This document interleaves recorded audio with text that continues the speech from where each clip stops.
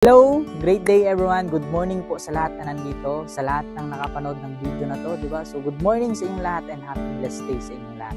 And syempre, di ba? So gusto ko lang din po mag-thank you sa mga ka-business partner natin, di ba? So meron tayong ka-business partner natin na natulungan sa Japan, di ba? So sila Ate Virgie, sila ni Ate Hana, sila ni Ate May. So sila po yung mga ka-business partner natin na nasiran din dito sa opportunity natin. Diba? So sila po yung nagtiwala talaga sa atin na kahit na dito lang kami nagkakilala din sa through online lang, pero isa po yan sila sa nag-decide na gawin tong opportunity. So thank you so much po sa mga business partner natin dyan na nasa Japan, and sa lahat ng mga ka-business partner natin na mga OFW, diba? So sila po yung mga kababayan natin na sobrang tagal na din sa abroad. Yun nga, wala din po talagang naipon, di ba? So isa sila sa mga natulungan din natin.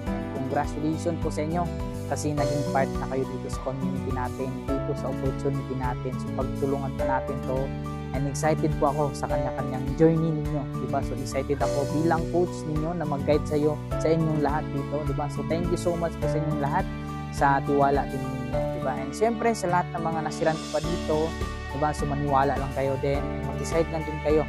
Kasi ang dami na din po talagang natulungan, na napatunayan talaga na isa sila sa naka-good, na nagkaroon talaga din ng malaking savings para sa pamilya nila, para sa sarili nila. And ikaw din, OFW ka na nakapanood ka ng video na to, mag-decide ka lang din, maniwala ka lang din. Kasi kung nakaya ng mga kababayan natin, I know na kayang-kaya mo din yan. So with that, congratulations sa'yo, at ikaw naman yung next dito na matulungan.